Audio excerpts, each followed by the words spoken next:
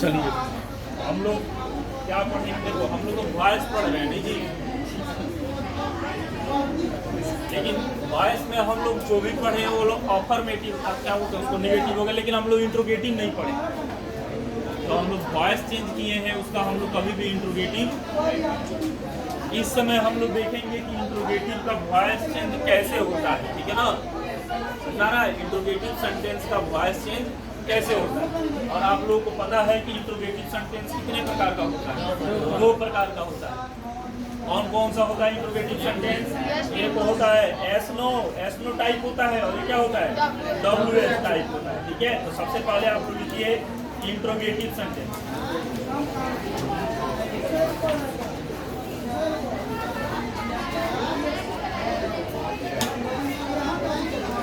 ठीक है ना।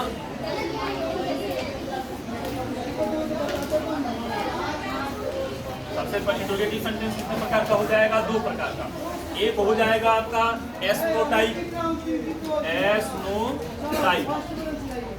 और सेकेंड क्या होगा बताइए? WH टाइप, ठीक है ना, WH टाइप,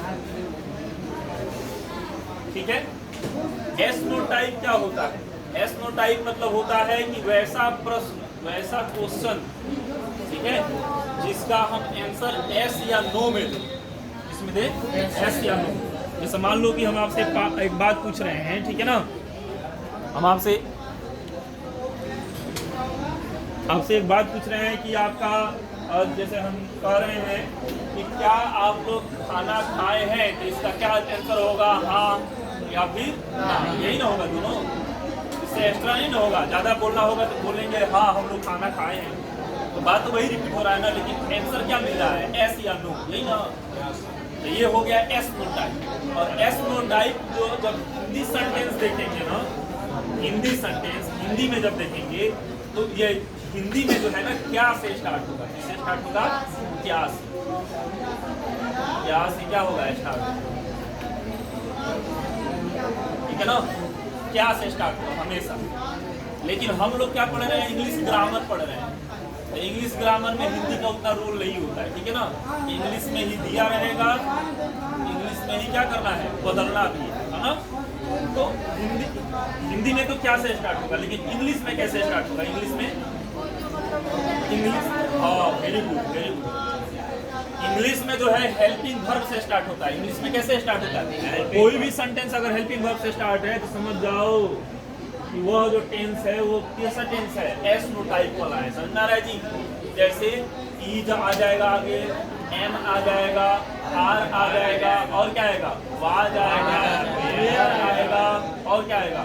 हैव आएगा, हैव आ जाएगा, हैज आएगा, और भी कुछ आएगा, शैल भी आएगा, ठीक है ना, विल आएगा, बहुत बढ़िया, हैड भी आ जाएगा, और डिड भी, बहुत अच्छा, ऐड भी आ जाएगा, डिड भी आ जाएगा, नहीं जी, और कुछ आएगा, डू डज भी तो आएगा, डू डज भी आएगा। देखो हम सब के सब लिख दिए, जितना पॉसिबल है लिखना उतना लिख दिया। अब सारा आपको यही, तो यही सबसे स्टार्ट होगा। तो WH तो बाद में छोड़ो, इसको अभी वेट करो इसमें, ठीक है ना, उसके बाद हम इसको पढ़ेंगे। सबसे पहले हमको वॉइस चेंज इंट्रोगेटिव सेंटेंस का करना है, और इंट्रोगेटिव सेंटेंस में भी किस सेंटेंस का करना है? एस नो टाइप का करना है, समझना है जी। वैसा सेंटेंस जिसका जवाब किसमें हो? एस नो में हो। और एस नो आप लोग समझ गए हैं कि ये हिंदी में तो क्या से स्टार्ट होता है, लेकिन इंग्लिश में सबसे पहले क्या देखने को मिलेगा? हमारे पास हेल्पिंग वर्ब देखने को मिलेगा, सीधा, ठीक है। और एक चीज और हम बता दे रहे हैं, रूल में कोई चेंजिंग होने वाला नहीं है, रूल वही है। क्या रूल है? कि सब्जेक्ट को क्या बनाना है? ऑब्जेक्ट बनाना है। ऑब्जेक्ट को क्या बनाना है? अब वर्ब का कौन सा रूप लगाना है? तीसरा रूप लगाना है। अगर पहले से ही तीसरा रूप है तो उसके पहले बिन लगाना है, नहीं। अगर पहले से चौथा रूप है तो उसके पहले बिंग लगाना है ना। डू डज को गायब कर देना है, ईज एम आर लिखना है। डिड आएगा, डिड को गायब कर देना है, क्या लिखना है? वाज वर लिखना है, समझना है बात। सिंपल प्रेजेंट टेंस में भी डू डज आता है तो गायब, डू डज इसमें इवे करेगा। उसमें अफर्मेटिव में क्या था कि जब तक निगेटिव नहीं आएगा तब तक डू डज नहीं देखने को मिलेगा, लेकिन इसमें निगेटिव हो चाहे पॉजिटिव हो, अफर्मेटिव हो, हमेशा क्या आएगा? डू डज आएगा सिंपल प्रेजेंट टेंस में। पास्ट टेंस में क्या आएगा? डिड आएगा, समझना है। तो डू डज और डिड को क्या किया जाता है? हटा दिया जाता है। डू डज के बदले किसका प्रयोग किया जाता है? इज एम आर का। और डीड के बदले किसका प्रयोग किया जाता है? वाज का। समझना है बात? जैसे देखो आपके सामने कोई रूल नहीं, कोई कुछ नहीं, वही रूल है, वही सब कुछ है, ठीक है। इसमें कुछ हम ऐसा नहीं लिख पाएंगे, इसलिए हम नहीं पढ़ाते, इसको बाद पढ़ाते कि जब आप वो जान जाएंगे जो इंट्रोगेटिव नहीं है तो फिर इंट्रोगेटिव पढ़ाएंगे तो आपको बिल्कुल समझ आएगा। वही सब पता है ना क्या किया जाता है? सब्जेक्ट को ऑब्जेक्ट बनाया जाता है, ऑब्जेक्ट को सब्जेक्ट, बस इतना ही। और जब सब्जेक्ट ऑब्जेक्ट बनेगा तो उसके पहले किसका प्रयोग होता है? बाई। ठीक है, ये लड़के तीनों बहुत वक्त आ जाओगे, ठीक है ना, बढ़िया से, है ना। कायदे से बैठो, बैठना है, ठीक है, नहीं बैठना है तो बाहर चलेगा, क्योंकि वीडियो ऑन है ना। ऐसा बिना चले करोगे ना तो फिर पढ़ाई नहीं पाएगा। सीरियस होकर पढ़ो, सीरियस होकर पढ़ा रहे हैं, ठीक है, बसबाजी करना है, सबसे खरीद पर सबसे बढ़िया है। इंग्लिश में देखिए आप लिख रहे हैं, जैसे मान लो हम लिख रहे हैं does Ram eat a mango, eat a mango, और यहाँ पे क्या लगेगा? क्वेश्चन मार्क लगेगा। ये आपका क्या है? एक्टिव वॉइस है। क्या है? Active voice. एक्टिव वॉइस है ना। इसका हिंदी क्या होगा? कि क्या। हिंदी में सबसे पहले क्या लगाएंगे? क्या। क्या राम आम खाता है? क्या राम आम खाता है? अब बताइए डू डज को क्या कर देना है? हटा देना है। इसके बदले इज एम आर, तो इज एम आर जो सब्जेक्ट जो रहेगा उसी के साथ लगेगा। तो पैसिव में सब्जेक्ट कौन होता है? जो इसका ऑब्जेक्ट होता है, वही ना आगे आएगा। यहाँ पे इज लगेगा, एम लगेगा कि आर लगेगा? इसका जगह अभी खाली कर दीजिए, इसका अभी मत लिखिए। पहले देखिए कि राम क्या है। राम क्या है? सब्जेक्ट। ये क्या है? ये क्या है? और यही ना ऑब्जेक्ट आगे आता है। सबसे आगे मत कर दीजिए, क्यों? क्योंकि सबसे आगे ये सब रहेगा, समझा रहे जी? सबसे आगे ये रहेगा, तो सबसे आगे कौन आएगा? मैंगो। लेकिन इससे आगे कौन आएगा? बहुत बढ़िया, आप समझना है बात? सब वही बस लगा के खत्म। इज ए मैंगो और ईट का क्या हो जाएगा?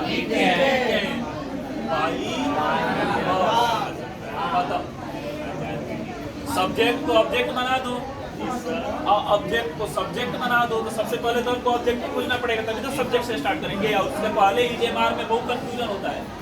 एक वक्त लगा देना कि सर ये इज लगा दीजिए, राम है, नहीं, राम के अनुसार नहीं लगेगा, अब इसके अनुसार लगेगा, समझा रहे जी? अब मान लो ऐसा रहा कि डॉज राम ईट मैंगोज रहता, क्या रहता? मैंगोज रहता। तब मैंगोज रहता तो यहाँ पे आर लगता, आर लगेगा। आर मैंगोज, ए मैंगो नहीं रहा, are mangoes eaten by Ram. देखो वही चीज है, लेकिन क्या लगेगा? आर। कब? जब यहाँ पे क्या लगेगा? मैंगोज। देखो लिख देना है। डॉज तो लगेगा नहीं लगेगा, क्योंकि राम के अनुसार लग रहा है ना, राम के अनुसार तो लगता है। डॉज राम ईट मैंगो, नहीं, ईट मैंगोज, मैंगोज क्वेश्चन मार्क। इसका क्या हो जाएगा बताइए? ओ राम नहीं, आरे बोल रहे हैं आप लोग। आर मैंगोज ईटेन बाई, ये है। आप बताओ इसमें कोई नया रूल सीखे हैं? कोई नया रूल है? कोई नया रूल है? कुछ नहीं, बस ये है कि जो is am are was were है जो भी लगाते थे सैलरी लो सबसे पहले लगे, बस इतना ही सीखना हो। समझ आया बात? इसको नोट कीजिए, अभी हम वर्क दे रहे हैं, उस पर हम लोग काम करेंगे, ठीक है? जल्दी से लिखो लिखो जल्दी। अब हम लोग जो है कुछ एग्जाम्पल देखेंगे, है ना। एग्जाम्पल नहीं देखेंगे, एग्जाम्पल तो देखेंगे हम, है ना। अब दे रहे हैं 4-5 को, उसको बना करके दिखाइए आप लोग, है ना। सबसे पहला है डू यू नॉट, यहाँ पे नॉट आ गया, तो नॉट सब्जेक्ट के बाद लगा देना, है ना, जहाँ पे है वहीं पे लगा देना। Do you not help me, ठीक है ना, और लिख दे। दूसरा हो जाएगा does Sita sing a song,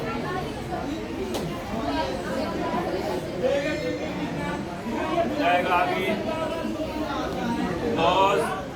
Dodge he write a letter, write a letter. चौथा हो जाएगा do we not speak the truth. Do we not speak the truth. अच्छा हो जाएगा डॉज सी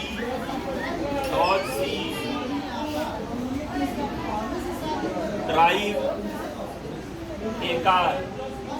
ठीक है, तो यहाँ पे 5 जो है एकदम सेम टू सेम उसी पर है। नहीं जी, निगेटिव आया तो निगेटिव कहाँ लगाएंगे? सब्जेक्ट के बाद ही लगा देंगे। इसको आप लोग ट्राई कीजिए तब तक, है ना। चलिए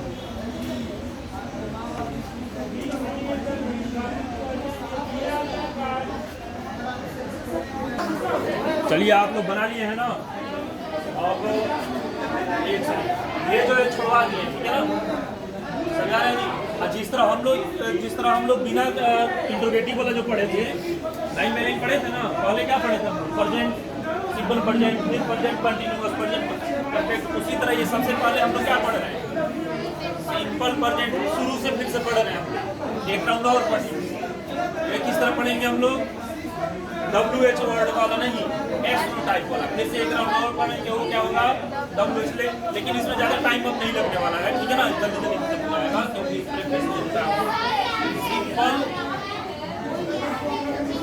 सिंपल प्रेजेंट टेंस है, ठीक है ना। अभी हम लोग सिंपल प्रेजेंट टेंस पढ़ा। चलिए हम इसको बगल में बनवा दे रहे हैं, आप लोग बनाए हैं, मिला लीजिएगा, ठीक है।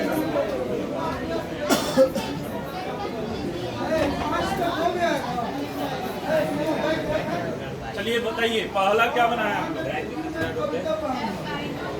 और डू यू नॉट हेल्प मी, तो इसमें मी क्या है? सब्जेक्ट।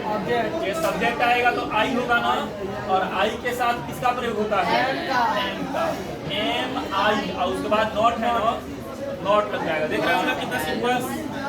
जो ऑब्जेक्ट है उसी को क्या बना दो? सब्जेक्ट। लेकिन उसके पहले क्या लगेगा? Helping verb. तो आई है तो एम ना लगेगा। Am I not help by you. बहुत बढ़िया।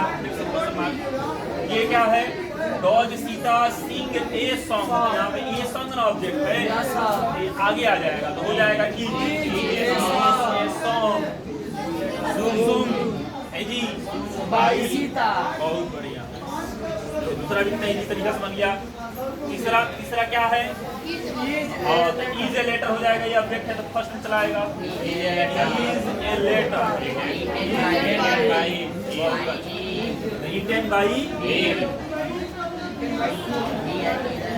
हाँ, रिटन बाई ही है ना, तो ही हो जाएगा। ये बताइए, do we not speak the truth. The truth है ना, तो इज लगेगा। Is the truth